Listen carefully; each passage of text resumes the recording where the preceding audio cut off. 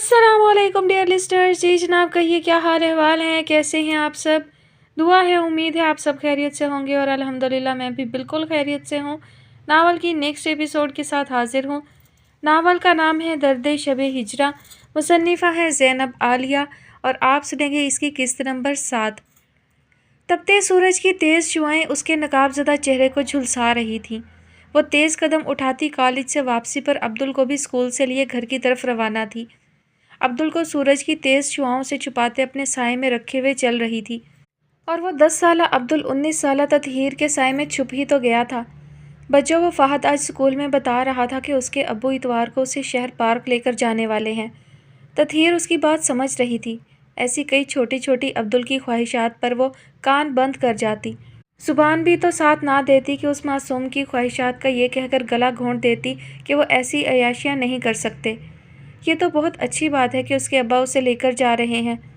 बच्चों, वो बता रहा था तो मेरा भी दिल कर रहा था कि हमारे अब्बा भी हमें कहीं ले जाया करें। सर उठाए ततहीर की जानिब देखा कि शायद कुछ कहे, मगर वो खामोश अपने ध्यान में चलती जा रही थी। हमारे अब्बा क्यों हमें कहीं लेकर नहीं जाते? ना खिलौने ला कर देते हैं, ना प्यार करते हैं, जबकि उसके अब्बा उसे इतना प्यार करते हैं, उसकी हर ख्वाहिश पूरी करते हैं। साथ चलती ततहीर के जवाब ना देने पर वो चलते चलते रुक गया। जब अब्दुल के रुक जाने का इल्म हुआ तो वो पलटी और जल्दी से उस तक पहुंची। सूरज की तरफ कमर किए उस पर अपना साया करके खड़ी हो गई। अब्दुल की जानिब देखा जिसके चेहरे पर उलझनों के साथ एक नया रंग शायद हसद का था। ततहीर का दिमाग भग से उड़ा। तो क्या वो हसद में मुब्तला होने लगा था? अब्दुल यूं खुद का किसी के साथ मवाजना नहीं करते। जब इंसान मवाजना शुरू कर देता है तो वो हसद में मुब्तला हो जाता है और हसद इंसान को बेसुकून ही रखता है। इसी बेसुकूनी में इंसान कोई खुशी महसूस नहीं कर पाता, समझे। और हर एक इंसान की अपनी जगह पर एक अलग हैसियत होती है। इसलिए तुम मत खुद को फ़हद से मिलाया करो, वरना हसद में मुब्तला हो जाओगे, जो तुम्हारी नेकियों को भी दीमक की तरह चाट जाएगा। पर मैं फ़हद से हसद तो नहीं कर रहा, बस चाहता हूँ हमारे अब्बा भी हमें ऐसे ही प्यार करें। उसके लफ्ज़ों में तो हसद की बजाय हसरत थी। ततहीर का दिल डूब गया। कैसे उसकी इस हसरत को पूरा करे? उसके कंधे पर हाथ रखकर उसे लिए साथ चलने लगी। अब्बा हमसे प्यार करते हैं, अब ज़रूरी तो नहीं होता प्यार दिखाकर ही किया जाए। वह हमसे बहुत मोहब्बत करते हैं, बस उन्हें दिखाना नहीं आता। उसे मुतमईन करने के लिए बहलावे दिए जाने लगे। मगर अब्बा को मैंने बहुत ही कम घर में आते देखा और जब आते हैं तो गुस्से में ही आते हैं। क्या गुस्सा भी प्यार होता है? उसकी बात पर नकाब में ही ततहीर के होंठ मुस्कुरा उठे। हाँ, गुस्सा भी प्यार की ही एक किस्म है। ततहीर ने लोहे की जंजीर उठाकर दरवाज़ा खटखटाया। अब्दुल उसकी बात पर सोच में पड़ गया, जबकि वो दरवाज़ा खुलने का इंतज़ार करने लगी, मगर अभी तक दरवाज़ा ना खुला। लगता है अम्मा सो गई होंगी, मुझे खुद ही दरवाज़ा खोलना पड़ेगा, ततहीर ने कहा। फिर इर्द गिर्द देखा। उसको मतलूबा चीज़ मिल चुकी थी। छोटी सी लकड़ी जिसे वो दरवाजे की दराड़ में डालकर इधर उधर हिलाकर कुंडी खोल चुकी थी। टूटे फूटे दरवाजे की जंग आलूद कुंडी जल्द ही खुल गई। वो और अब्दुल आगे पीछे घर में दाखिल हुए। ततहीर ने कुंडी लगाई, चेहरे से नकाब हटाया और अंदर की तरफ बढ़ने लगी। अंदर से एकदम से उठते शोर पर पहले तो उसके कदम थमे, फिर वो नहीं जानती थी कैसे उसके कदमों में फुर्ती आई। वो भागती हुई चिक हटाकर अंदर चली आई। पीछे डरा सहमा अब्दुल भी भागा। सामने का मंजर कोई नया तो नहीं था।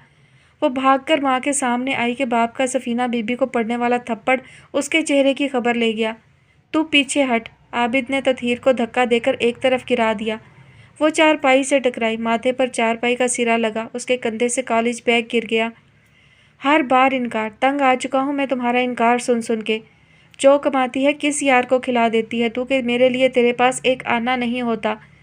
आबिद ने सफ़ीना को बालों से पकड़कर ज़ोरदार झटका दिया। सफ़ीना दर्द से कराह कर रह गई। थप्पड़ों से सुर्ख चेहरा लिए वो अपने बाल अपने शौहर की गिरफ्त से छुड़ाने की नाकाम कोशिश कर रही थी। खुदा गर्क करे तुझे, तू चाहे मेरी जान भी ले ले, मैं तुझे एक ढेला भी नहीं दूंगी। बदजात ज़ुबान चलाती है। जिनकी हिम्मत पे तू बहादुर बनी थी वो कब के मर खप गए। अब किसकी हिम्मत पे इतना अकड़ रही है? मेरे साथ ज़ुबान दराजी करेगी? आबिद ने सफ़ीना को धक्का देकर ज़मीन पर गिराया। ठुड्डे और लाते मारकर उन्हें धुनक कर ही तो रख दिया था। अपनी दर्द की परवाह किए बगैर ततहीर फिर से माँ बाप के दरमियान आ गई।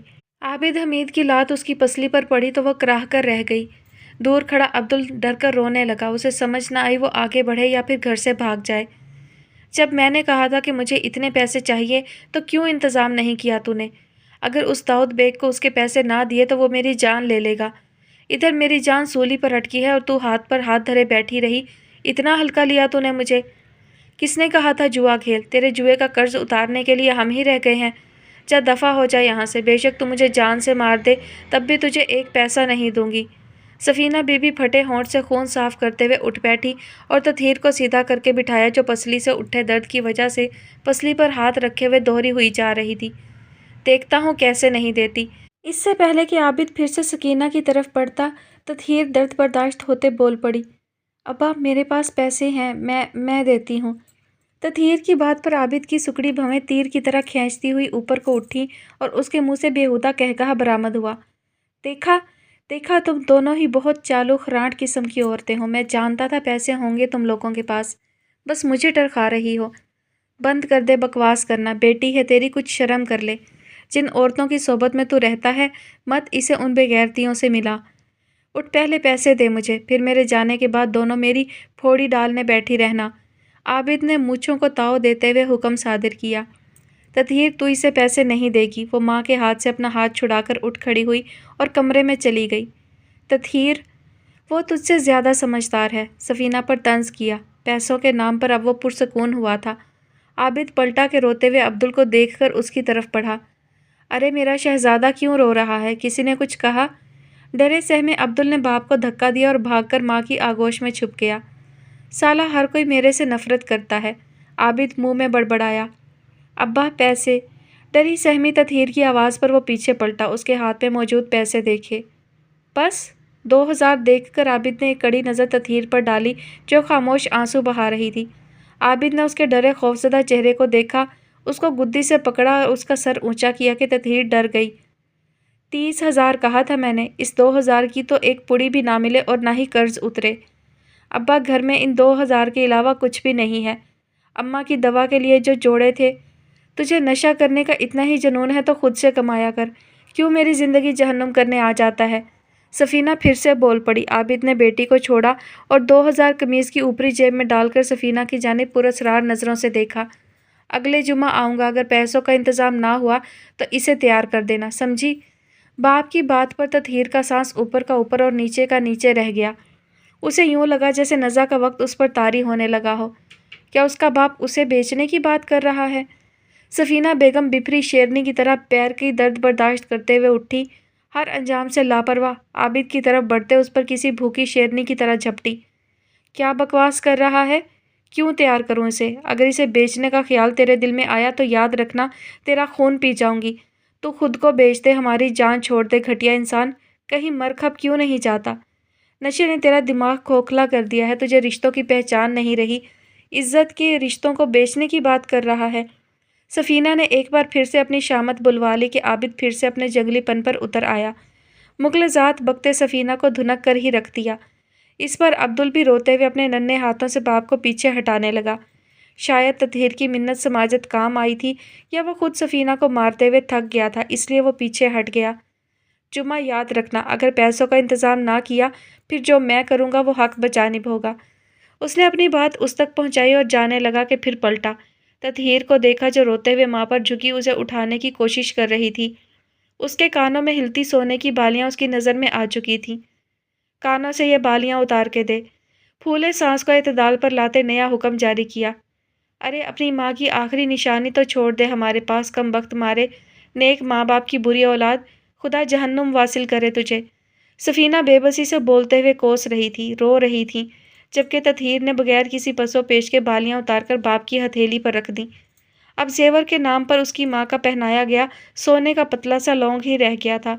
بالیاں اسی لیے دے دی کہ وہ چاہتی تھی سامنے کھڑا شخص ایک پل ضائع کیے بنا یہاں سے چلا جائے، کہ اس کے دل کا ٹکڑا خوف زدہ تھا، رو رہا تھا، اور وہ اس کی آنکھوں میں ایک آنسو برداشت نہیں کر سکتی تھی۔ اس کی ماں لاچار و بے بسی سے گھری رو رہی تھی۔ وہ اپنی جان سے عزیز ان رشتوں کو اذیت میں نہیں دیکھ سکتی تھی۔ میری بات یاد رکھنا، یہ جمعہ ایک دن اوپر نیچے ہو جائے مگر مجھے رقم چاہیے، نہیں تو سفینہ بی بی تو بھی کیا یاد کرے گی کہ کس خبیث سے پالا پڑا ہے تیرا۔ اس نے ماں بیٹی پر آخری نظر ڈالی اور چلا گیا۔ تطہیر اپنی سسکیوں پر قابو پائے کمرے میں جا کر بند ہو گئی۔ सफीना बीबी वहीं बैठी दहाड़े मार मार कर रोने लगी, जबकि अब्दुल कभी रोते हुए माँ को चुप करवाता तो कभी लकड़ी के बंद दरवाजे को देखता जहाँ उसकी बहन कैद हो चुकी थी। वो उस कमरे में दाखिल हुई जहाँ मौसीकी के आलात पड़े थे। सामने ही मिर्ज़ा बख्श और उनके साथ एक नए वजूद को देखकर उसकी तेवरी चढ़ गई। उसने फरीद की जानिब देखा, फिर उस सर झुकाए बैठे लड़के को। महरमा की बात 100% सच थी। वो जो भी था, दिलकश और निहायत ही हसीन मर्द था। सफ़ेद गुलाबियाँ छलकाता रंग, चेहरे पर रफ सी हल्की हल्की भूरी दाढ़ी, शंगरफी भरे भरे होंठ, कांच की तरह सब्ज रोशन आँखें, चौड़ी पेशानी, सतवां खड़ी मगरूर नाक। अगर महरोज़ की बार बार तारीफ कर रही थी तो बेजा ना था। वो वाकई ही यूसुफ सानी कहलाने का हकदार था। उम्र में 28-29 के लगभग मालूम हो रहा था। रात की महफिल में वो बस उसे सरसरी सा ही देख पाई थी। उसने खुद को टुकर टुकर देखते ख्वाजा सरा को देखा और उनसे कुछ फासले पर तख्त पर जाकर बैठ गई। मेरे ख्याल से उस्ताद जी, एक बंदे की बात हुई थी ना? क्या ये एक के साथ एक फ्री वाली ऑफ़र है? उसने एक अबरू उचकाकर ख्वाजा सरा की तरफ इशारा करते हुए इस्तफहाम किया। मुफलिस और बेबस हैं दोनों बिटिया, मुझे लगा तुम मदद करोगी। उस्ताद जी, सबकी मुफलिसी भगाने का क्या मैंने ठेका लिया है? कोठा चलाती हूँ, मुफलिसी भगाने की दुकान नहीं खोली। मिर्ज़ा बख्श अपनी जगह खिसियाए। दोनों ने गज़ल की जानिब देखा जो अब तख्त पर एक टांग ऊपर टिकाकर बैठी कि उसकी आधी पिंडली नंगी हो गई, मगर उसे परवाह नहीं थी। उसने अपने घुटने पर बाजू रखा। क्या नाम है तुम्हारा? उसने सर झुकाकर बैठे तबलची से पूछा। ये बेचारा। अरे उस्ताद जी, आपको काहे की जल्दी है? उससे पूछ रही हूँ, आप चुप रहें। उस्ताद को घूरे सामने बैठे लड़के की जानिब मतवज्जा हुई। इसे बोलने दीजिए ना, क्योंकि बोलने से इंसान का पता चलता है कितने पानी में है।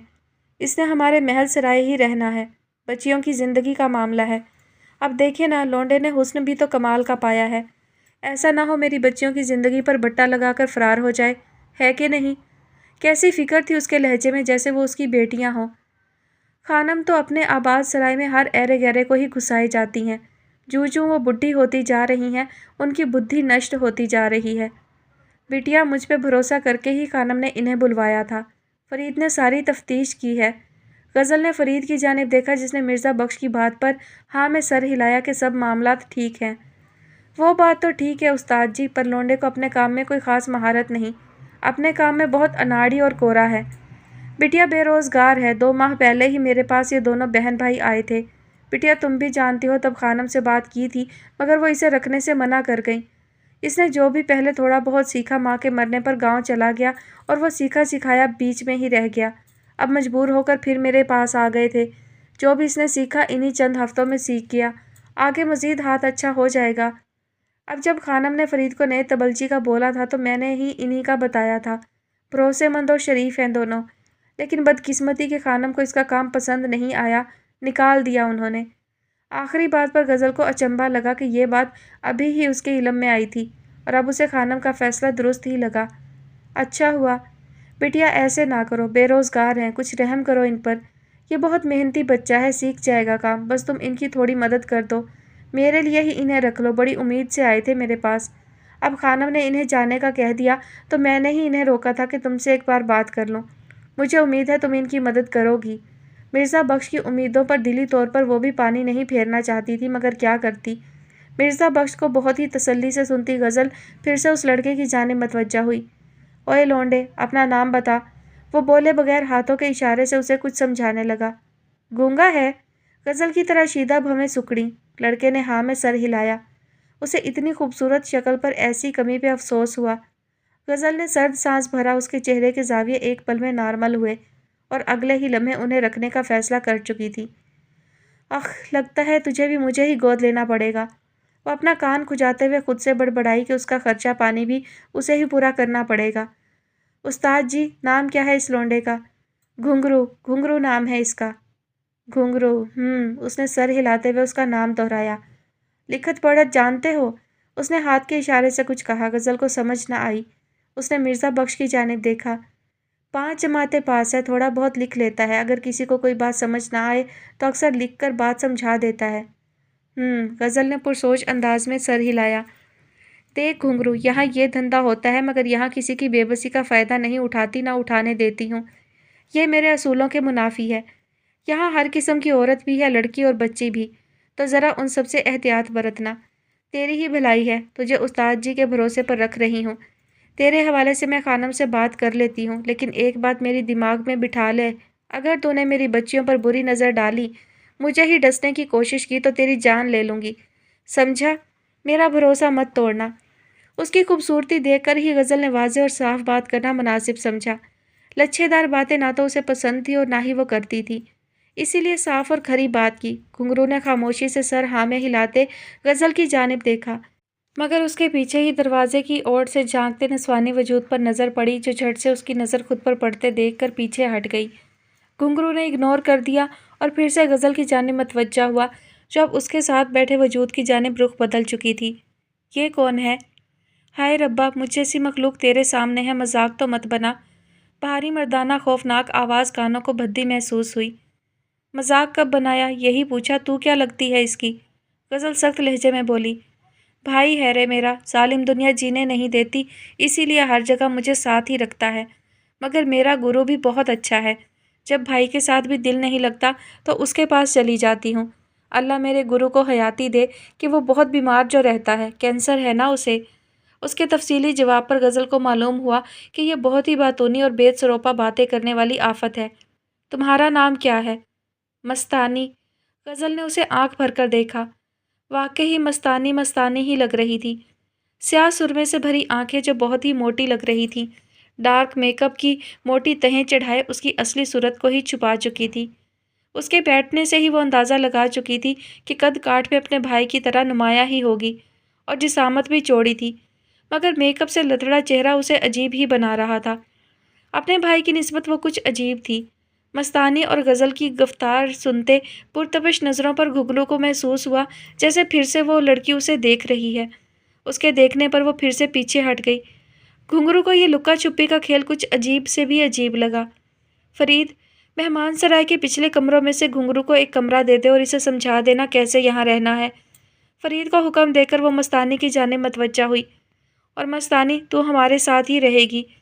ہائے، مجھے اور کیا چاہیے، اتنی خوبصورت تتلیوں میں رہنے کا موقع مل رہا ہے۔ غزل نے اسے گھورا، جبکہ مستانی کی فضول گوئی پر گھنگرو کے تیور بھی کچھ غزل سے ملتے جلتے ہی تھے۔ ہائے باجی، گھور تو مت، ان لڑکیوں میں رہ کر مجھے بھی معلوم ہوگا کہ اب میں بھی لڑکی ہوں، ورنہ تو نہ جانے مجھے دیکھ کر لوگ اور بچے کیا کہتے ہیں کہ دل پھٹنے لگتا ہے۔ اس نے سر پر لیا گیا ریشم کا سرخ کوٹے والا دوپٹہ کان کے پیچھے اڑستے ہوئے زہیر انداز میں کہا۔ غزل کو پاؤں میں جوتا پہنتے دیکھ کر دروازے کے باہر کھڑی مہرو بھی بھاگ نکلی۔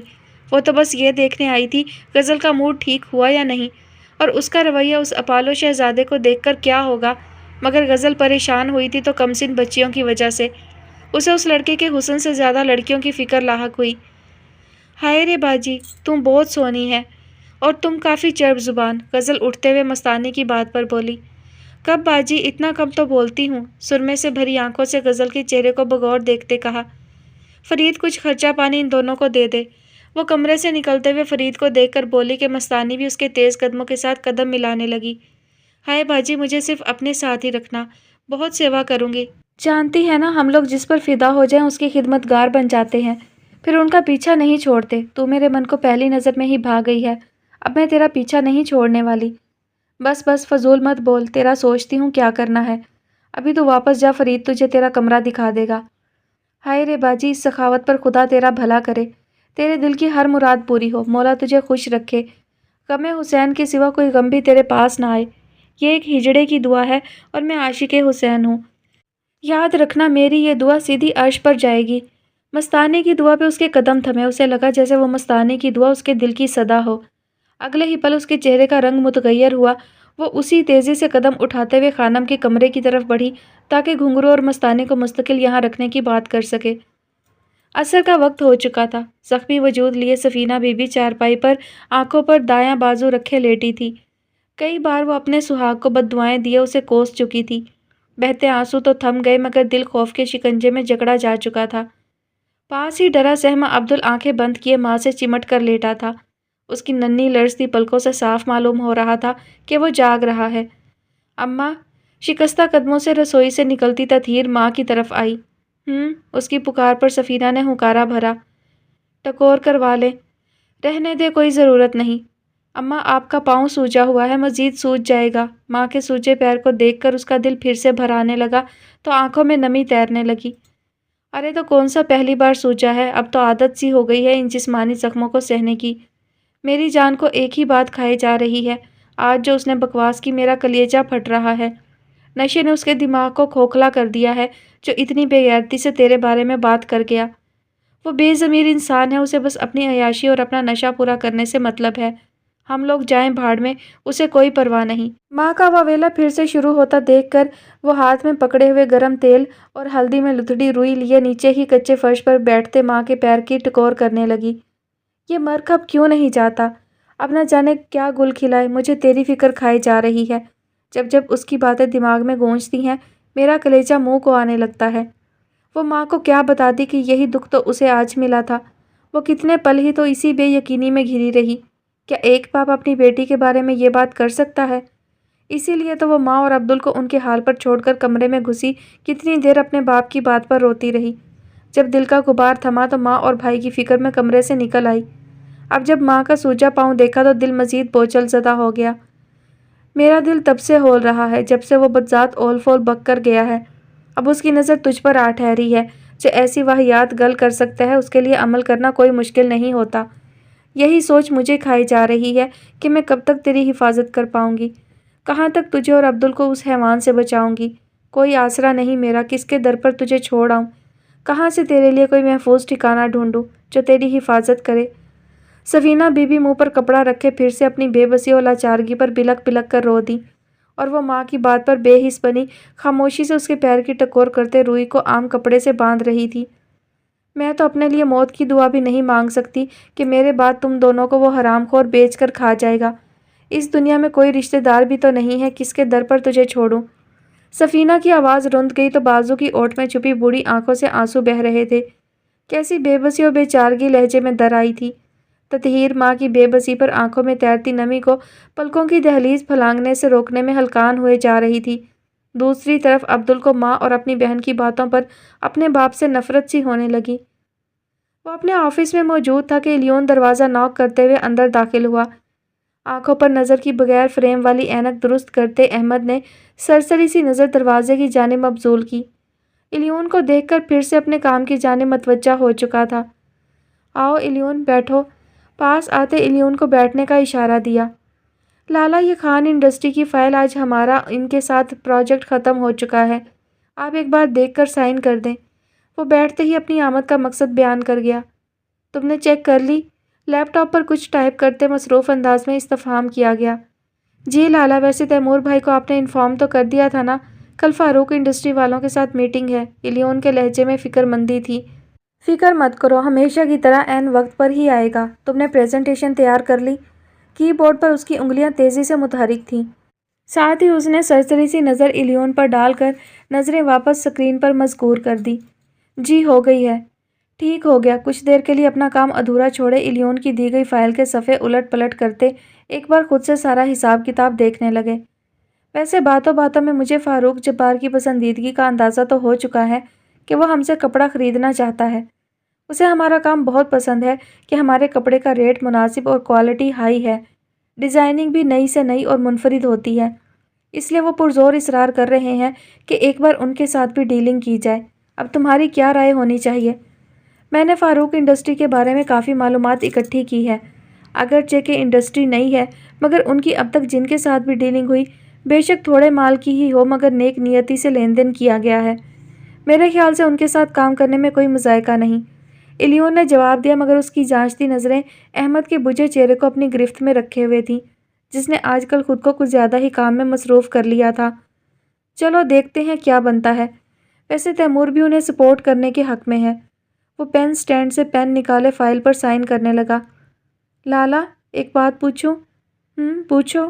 آخری صفحے پر اپنے نام کو گھسیٹتے ہوئے اجازت دی گئی۔ آپ اس شادی سے خوش نہیں ہیں نا؟ اپنے نام کا آخری حرف ڈالتے احمد کے ہاتھ تھمے مگر جلد ہی خود پر قابو پا لیا۔ تمہیں کیوں ایسا لگا؟ تم سب خوش ہو تو میں بھی خوش ہوں کیونکہ تم سب کی خوشی مجھے زیادہ عزیز ہے۔ فائل بند کر کے اس کی طرف بڑھاتے ہوئے تحمل سے جواب دیا گیا۔ دونوں بھائی ایک دوسرے کو دیکھ رہے تھے۔ اگر آپ خوش ہیں تو آپ کی کنڈیشن ڈاؤن کیوں جا رہی ہے؟ क्यों अंकल फवाद ने कहा कि स्ट्रेस की वजह से आपकी हार्ट कंडीशन वैसी नॉर्मल नहीं जैसी होनी चाहिए। ऐसी कोई बात नहीं है। ऐसी ही बात है लाला। अभी थोड़ी देर पहले मेरी अंकल फवाद से बात हुई है। उन्होंने बताया स्ट्रेस की वजह से आपकी तबीयत डाउन हो जाती है। किस बात का स्ट्रेस है आपको? शहरजाद की वजह से आप स्ट्रेस में हैं ना? अभी भी आप उस लड़की को भूले नहीं जिनसे रूह का ताल्लुक इस्तवार कर लिया जाए इलियोन, वो कभी भूलते नहीं। रूह जिस्म से जुदा हो सकती है मगर जिनसे मोहब्बत हो उन्हें यादों से तो क्या सोचों से भी निकाला नहीं जा सकता। वो मेरी यादों में तो क्या मेरी हर दुआ में शामिल रहती हैं। मुझे उम्मीद है वो अपनी अलग दुनिया बसाए अपने हमसफ़र के साथ अपनी जन्नत में खुश होंगी, क्योंकि वो मेरी ख़ास दुआओं का हिस्सा जो हैं। फिर मैं उन्हें कैसे भूल सकता हूँ लाला। जब आपको उम्मीद है कि वो अपनी ज़िंदगी में खुश होंगी, शादी करके घर बसा चुकी होंगी, तो फिर क्यों आप आज भी वहीं खड़े हैं उसी मुकाम पर जहाँ आप दोनों बिछड़े थे? फिर उन्हें भूल क्यों नहीं जाते? क्यों खुद को अजियत देते हैं? मत करें ऐसा। इलियोन बेबस लहजे में इल्तिजा कर रहा था। उनकी यादें ही तो मेरी आती जाती सांसों की ज़मानत है, मेरे जीने की वजह है। अहमद कुर्सी की बैक से टेक लगाए दाएं हाथ में मौजूद याकूत रमाने की अंगूठी घुमाते मध्यम लहजे में बड़बड़ाया। माजी के बीते लम्हों में उसके साथ सफ़र करता वो अक्स जहन के पर्दों पर उभर कर पल भर में ही मादूम हो गया। अगर उन्हें भूल गया तो वक्त से पहले मर जाऊंगा। ये अल्फाज उसके होंठों के अंदर ही कहीं दम तोड़ गए कि इलियोन उन लफ्ज़ों तक रसाई ना पा सका। लाला शहरजाद की ज़िंदगी मुतासिर होगी। उलझन ज़दा तासुरात लिए अहमद को देखने लगा जिसका चेहरा पुरसकून हो चुका था। मेरे नज़दीक मेरा हर रिश्ता काबिल एहतराम है, हर रिश्ते को उसके मुकाम पर रखना जानता हूँ। बेफिक्र रहो तुम, शहरजाद भी मेरे लिए काबिल एहतराम वाले रिश्तों में शामिल हैं। उनको खुश रखना अगरचे तुम सबको खुश रखना है, बदले में चाहे आप खुद अजियती में चले जाएं। इलियोन भी कुर्सी की बैक से टेक लगाए उसी के अंदाज में बैठ गया। दोनों के चेहरे के तासुरात कर्बज़दा होने लगे। क्या फ़र्क पड़ता है? हौले से अदा होते लफ्ज़ों से उनके इलियोन की समाअत बेबहरा ना रह सकी। फ़र्क पड़ता है लाला, फ़र्क पड़ता है। हम सबको फ़र्क पड़ता है। ख़ासकर मुझे फ़र्क पड़ता है क्योंकि मैं आपको अज़ियत में नहीं देख सकता। मैं जानता हूँ जिसके लिए दिल को रोग लगा लिया है उसके लिए अपना आप किसी को सौंपने के लिए खुद पर जबर कर रहे हैं। सिर्फ ममा के लिए आपने ये फ़ैसला लिया है। ठीक कहा तुमने। माँ जान की छोटी से छोटी बात मेरे लिए हुक्म का दर्जा रखती है। मैं उन्हें मना नहीं कर पाया। कब तक उन्हें टाल सकता था? इस बार वो भी मेरा साथ देने को तैयार नहीं थी, सो मुझे उनकी बात से इनकार नहीं हुआ। क्या शहरजाद को खुश रख पाएंगे? कहा ना, माँ जान का कोई हुक्म नहीं टाल सकता। उन्होंने जब मुझे कह दिया कि शहरजाद को खुश रखना, तो अब मुझे शहरजाद को खुश रखना ही पड़ेगा और मैं अपनी मोहब्बत को भी भूल नहीं सकता। शहरजाद सब कुछ जानते हुए भी जानबूझकर मेरे साथ इस बरज़ख में जलने के लिए कूद पड़ी है, तो मैं क्या कर सकता हूँ? अहमद के लहजे में माँ के लिए एक अकीदत और मोहब्बत थी, तो दूसरी तरफ शहरजाद के लिए फ़िक्रमंदी झलकने लगी। इलियोन उसकी बातों पर, उसके समझौते पर उलझ कर रह गया। क्या ये धोखा नहीं, मुनाफ़कत नहीं? मेरी तरफ से ये ना तो धोखा है और ना ही मुनाफ़कत है। सिर्फ माँ जान की खुशी और मेरा समझौता है, एक ऐसा समझौता जिसमें मुझे खुद को भी खुश ही जाहिर करना है। इसी रिश्ते में अपनी खुशियों को तलाश करने की कोशिश करनी है। लाला, समझौतों में खुशियाँ नहीं मिलती, बस इंसान को अपना आप मार कर दूसरों के लिए जीना पड़ता है, उनकी खुशियों का ख्याल रखना पड़ता है। फिर आप किस खुशी की बात कर रहे हैं? तुम लोगों की खुशी मेरी खुशी ही तो है। मेरे लिए यही बात बहुत बड़ी होगी कि मेरी ज़ात से आप लोगों को भी कोई खुशी मिले। आपके दोनों तरफ खामोशी छा गई। वैसे तुम्हारी इस समझौते वाली बात से मैं ये समझूं कि तुम समझौते करने से डरते हो? इलियोन के चेहरे के बदलते जावियों पर अपनी खोजती नज़रें मरकूज कर गया। डरता नहीं लाला, बस समझौते करने से नफ़रत है मुझे। खुद पर जबर नहीं कर सकता, ना ही अपनी खुशियों को मार सकता हूँ। मेज़ की शफाफ सतह को देखते हुए बोला। इसीलिए डॉक्टर मिनाल के लिए इनकार कर रहे हो? अहमद की बात इलियोन को अपनी जानिब देखने पर मजबूर कर गई। इशाल के लिए तुम्हारा इनकार समझ आ गया, मगर अब डॉक्टर मिनाल के लिए भी इनकार? हालांकि मैं कई बार तुमसे उस लड़की के बारे में भी बात कर चुका हूँ जिस लड़की का तुमने बताया था, मगर उस मौजू पर तुम दामन बजा रहे हो। असल बात क्या है? ठीक है, मुझे तुम्हारी बात समझ में आ गई। तुमसे समझौता नहीं होगा और ना ही तुम करोगे, मगर जब हम लोग तुम्हारे दिल की रज़ा के लिए हामी भर चुके हैं तो फिर उस लड़की के लिए तुम्हारी टाल मटोल चे मानी। अहमद कुर्सी की बैग छोड़कर टेबल की सतह पर बाजू टिकाए थोड़ा सा आगे को झुककर बैठा। गैर इरादी तौर पर इलियोन भी उसी के अंदाज में बैठ गया। जिस मौजू से फ़रार चाह रहा था वही मौजू छिड़ने वाला था। कौन है वो लड़की? इलियोन की आंखों के सामने वो सोजो मलाल में डूबा चेहरा लहराया जो उसे फिर से अपने साथ बांधने लगा था, जिसके ख्याल में खोने से बमुश्किल खुद को बचा पाता। कोई नहीं लाला, बस वो एक वक्ती अट्रैक्शन थी। मैं ऐसा कैसे मान लूँ कि तुम पल भर को वक्ती अट्रैक्शन में जकड़े गए, क्योंकि ये काम नादान और कमसिन लड़कों के हैं, या फिर दिल फेंक मर्द ऐसी गलतियां सरजद करते हैं। तुम एक प्रैक्टिकल लड़के हो। मैं जानता हूँ तुम एक वक्ती अट्रैक्शन में गिरफ्तार होकर अपने किरदार को हल्का जाहिर नहीं कर सकते, और ना ही तुम उस पल भर की नज़र को वक्ती नाम दे सकते हो। बात इससे आगे तक है, मगर तुम मुझे टाल रहे हो। अहमद उसकी रग रग से वाकिफ था, कैसे न जान पाता कि उसका भाई हल्के किरदार का मालिक हरगिज़ नहीं। एक बात और, तुमने कहा जो ख्वाब तुम देखते हो वो लड़की उस ख्वाब की ताबीर है, वो तुम्हें तुम्हारी रूह का हिस्सा लगी, तो फिर अब तुम्हारा एकदम से यूं कदमों को रोक लेना मैं समझ नहीं पाया। वजाहत देना पसंद करोगे? अहमद की बात पर उसका जिस्म ढीला पड़ गया। फरार की कोई राह ना बची कि बताए बगैर गुजारा जो ना था। लाला, वाकई आप मेरे मन के यार हैं जो दिल का हाल बिन कहे ही जान लेते हैं। सही कहा आपने, वो पल भर की कशिश नहीं, बात उससे आगे तक है। मुझे उस चेहरे को देखकर यही गुमान गुजरा कि ये वही चेहरा है जिसकी मुझे तलाश थी। हाँ, मैं इकरार करता हूँ कि वाकई मैं एक तरफा मोहब्बत में जकड़ा गया। यही सच है लाला कि मुझे पहली नज़र में ही उस लड़की से मोहब्बत हो गई, या शायद मुझे उस चेहरे से पहले से ही मोहब्बत रही है। ये बात मुझे खुद में उलझा कर रख गई लाला। मैं समझ नहीं पा रहा कि क्यों वो एक ही नज़र में मुझे दिल के करीब महसूस हुई। मुझे यूँ लगता है जैसे वो चेहरा मैं पहले भी कहीं हकीकत में देख चुका हूँ। शायद इसीलिए उसकी जानिब मतवज्जा हो गया। लेकिन बाद में जब मुझे मालूम हुआ कि वो इलियोन पल भर को रुका। अहमद जो दम साधे उसे सुन रहा था, न जाने क्यों उसे लगा मोहब्बत इलियोन को भी रास नहीं आई। जिस अजियत में ये खुद मुब्तला है, वही अजियत उसके भाई को भी सहना होगी। वो शादीशुदा है, तो मैंने अपने कदमों को वहीं रोक दिया। अहमद ने तवील बोझल ज़दा सांस खारिज करते इलियोन को देखा, जो उसकी खोजती निगाहों से बचने के लिए सामने पड़ी फाइल उठाकर खड़ा हुआ और कमरे की दाएं जानिब बने फाइल रैक में कंप्लीट प्रोजेक्ट की साइन शुदा फाइलों पर यह फाइल भी रखने लगा। उसे एक वक्ती अट्रैक्शन समझकर भूलने की कोशिश की, उसकी मोहब्बत को दिल में ही दबा दिया कि वो मेरे लिए एक शराब है, इसके सिवा कुछ नहीं, और शराब के पीछे भागने से मैंने थकना ही था। मेरे हाथ कुछ ना आता। मैंने अपने कदमों को वहीं रोक दिया जहाँ हकीकत मालूम हुई। मैंने ये फ़ैसला लेकर सही किया ना लाला? वो तायीद चाह रहा था। अहमद इलियोन की चौड़ी पुश्त को देखे किसी गहरी सोच में डूबकर हुकारा भरकर रह गया। वो यही सोच रहा था कि क्या दोनों भाइयों की मोहब्बतें ऐसी ही आधी अधूरी रहनी थी। अपने बारे में वो जानता था कि वो किसी की बद्दुआओं की ज़द में है, क्योंकि जो बद्दुआओं की ज़द में हो उन्हें कभी मोहब्बत नहीं मिला करती। लेकिन उसका भाई, उसकी मोहब्बत का ऐसा अंजाम क्यों हुआ? वो ये बात जानता था इलियोन हकीकत पसंद है, फजूल बातों के पीछे खुद को ख्वार नहीं करता। जो नसीब में होता है उसी पर साबिर रहता है, और शायद वो अपने नसीब पर साबिर था, इसीलिए संभल गया, उसकी तरह दिल पर रोग ना लगने दिया। गज़ल ने खानम से घुंघरू के बारे में बात की, जिस पर खानम ने उससे यही कहा कि अपनी जिम्मेदारी पर रखना चाहे तो रख सकती है। गज़ल के लिए इतना ही काफ़ी था, इसलिए घुंघरू और मस्तानी को महल सराय में रहने की इजाज़त दे दी, जिस पर दोनों बहन भाई बहुत खुश थे कि उन्हें ठिकाना भी मिल चुका था। और गज़ल ने यहाँ तक भी घुंघरू को कह दिया कि जब तक अपने काम में माहिर नहीं हो जाता वो उसका खर्चा पानी उठाएगी। जिस दिन वो काम सीख गया उसी दिन मिर्ज़ा बख्श की तरह उसे भी तनख्वाह दी जाएगी। इस बात पर घुंघरू खुश हो गया। दोनों बहन भाई महल सराय में पुरसकून रह रहे थे। मस्तानी की महरू से भी काफ़ी हद तक दोस्ती हो गई थी, क्योंकि वो एक बेज़रर सा ज़राना ख्वाजा सरा था, जिससे किसी को भी कोई ख़तरा ना था। मगर वफ़ा को मस्तानी एक आँख ना भाती।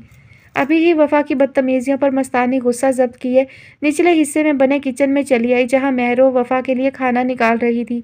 ए महरो, मेरी गल तो सुन। हाँ मस्तानी, कहो। तुम्हारे कमरे में जो पागल जंगजू लड़ाकी बंद रहती है उसे किसी बाउले कुत्ते ने काटा है, जो मुझे देखते ही काट खाने को दौड़ती है। मस्तानी, जब इज्जत के छीन जाने का खौफ एक लड़की को चारों तरफ से घेरता है ना, तो वो लड़की बाउले कुत्ते की तरह सब पर झपटने की कोशिश करती है कि कोई उससे उसकी कीमती मता ना छीन ले। मस्तानी, पर मैं तो ज़नाना ख्वाजा सरा हूँ, उसे मुझसे क्या ख़तरा? मैं तो तुम औरतों जैसे जज्बात से भी महरूम हूँ, तो फिर वो मुझसे बदतमीज़ी क्यों करती है? देखो, मैं तुम्हारे कमरे में गई थी, जंगली बिल्ली ने पंजे मारकर मुझे कमरे से निकाल दिया। मस्तानी ज़हीर अंदाज में बोलते हुए अपना हाथ उसके सामने कर गई। ओह! मस्तानी के हाथ पर वफ़ा के नाखून की खराश देखकर महरू के होंठ ओ शेप में सिकुड़ कर रह गए। माफ़ करना मस्तानी, वो وفا آج کل جس حال سے گزر رہی ہے تم نہیں سمجھ پاؤ گی۔ میں صرف اتنا ہی کہوں گی کہ تم وفا کی باتوں کو دل پر مت لو کہ وہ حالات کی ماری ہوئی ہے۔ وہ خواجہ سراؤں سے خوف کھاتی ہے، اس لیے تم اس سے دور رہا کرو، اسی میں تمہاری بھلائی ہے۔ ٹرے میں گرما گرم کھانا سجائے مہرو نے یہی بات ختم کرنا مناسب سمجھا، کیونکہ اگر بات آگے بڑھتی تو مستانی شاید وفا کے بارے میں مزید کریدتی۔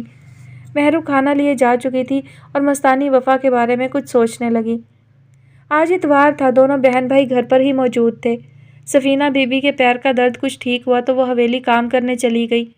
ابھی ہی کپڑے دھو کر فارغ ہوئی تھی، چک ہٹا کر برآمدے میں آئی، چٹائی پر بیٹھے کام کرتے عبدل کو دیکھا۔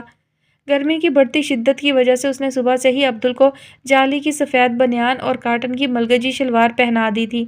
اب بیجا حبس پڑھا تو وہ چاہتی تھی نہا کر دھو کر تازہ دم ہو جائے۔ عبدل آ جاؤ، تمہیں نہلا دوں، گرمی بہت ہے، پھر کام کرتے رہنا۔ صبح سے کتابوں کے گرد ہوئے عبدل کو کہہ کر اندر گئی اور ٹرنک کھول کر اس کے لیے نیا جوڑا نکالا۔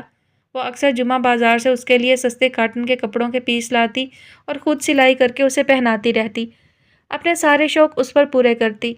اس نے عبدل کا جوڑا نکال کر بان کی چارپائی پر رکھا اور دوسرے ٹرنک سے اپنے کپڑے نکال کر ٹرنک پر کڑھائی دار سفید کور درست کرتے ہوئے چارپائی سے دونوں جوڑے اٹھا کر باہر نکل آئی۔ عبدل اٹھ جاؤ نا، مجھے اور بھی بہت سے کام ہیں، ہاتھ سے سلوٹ زدہ کپڑوں کو سیدھا کرتے ہوئے بولی۔ بچوں آپ دوسرے کام کر لیں، آج میں خود نہاؤں گا، اس نے کاپی سے سر اٹھا کر کہا۔ کیوں؟ وہ فہد ہے نا، وہ خود نہاتا ہے۔ وہ دیکھ رہی تھی کئی دنوں سے اس کی ہر بات فہد سے شروع ہو کر اس پر ہی ختم ہوتی۔ تو تطہیر نے کمر پر ہاتھ ٹکا کر مصنوعی خفگی دکھائی۔ تو مجھے بھی اب خود نہانا ہے کہ اب میں بڑا ہو رہا ہوں، معصومیت سے جواب دیا۔ ہاں بڑے ہو رہے ہو مگر ابھی ہوئے نہیں، اس لیے اٹھ جاؤ، میں خود نہلاؤں گی، تم سے صابن لگتا نہیں تو میل کچیل کیا خاک اترے گی؟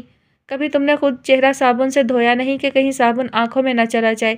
ابھی خود نہانے لگے نا تو صابن کو ہاتھ بھی نہیں لگاؤ گے، جسم کو ایسے ہی پانی سے تر کیے نہائے بغیر ہی آ جاؤ گے۔ چلو یہ چڈی پہن کے آ جاؤ، میں انتظار کر رہی ہوں۔ وہ جو بھی کہہ رہی تھی سچ ہی تھا کہ وہ 10 کا ہو گیا تھا اور ابھی تک وہ خود یا سفینہ بی بی اس کا منہ دھلواتی۔ بچوں، ہاتھ میں پکڑی پینسل سے اپنے گھنے بالوں والا سر کھجاتے منہ بسور کر بولا۔ بالکل بھی نہیں، جب خود نہانے لائق ہوئے تو نہا لیا کرنا، ابھی جلدی سے آؤ، بعد میں مجھے بھی نہانا ہے۔ پتہ نہیں میں کب بڑا ہوں گا، پینسل کاپی میں رکھتے لہجہ مایوس کن تھا۔ وقت کے ساتھ ہی بڑے ہوگے نا، آ جاؤ، دیکھو نئے کپڑے بنائے ہیں، یہی پہنو گے آج۔ اسے کہتے تطہیر تولیہ لیے باہر چلی گئی کہ جانتی تھی اب تو ضرور نئے کپڑوں کی خوشی میں بھاگا چلا آئے گا۔ اور ہوا بھی یوں ہی کہ اس نے کاپی وہیں چٹائی پر رکھی، اٹھ کر اپنے کپڑوں کے پاس پڑی چڈی اٹھا کر اندر بدلنے کے لیے چلا گیا۔ تھوڑی دیر بعد بھاگتا ہوا نلکے میں داخل ہوا اور نلکے کی ٹوٹی کے نیچے بیٹھ گیا۔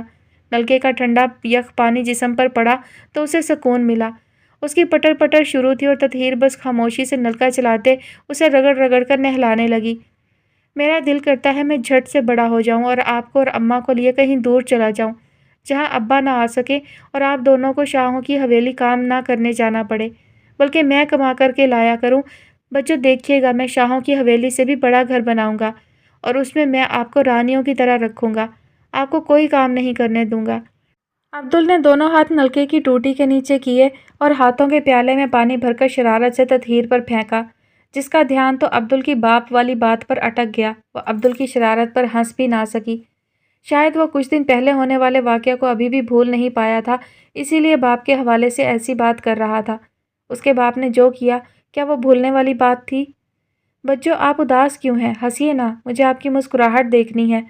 کتنے دنوں سے آپ ہنسی بھی نہیں، مجھے آپ یوں اداس بالکل بھی پیاری نہیں لگ رہی۔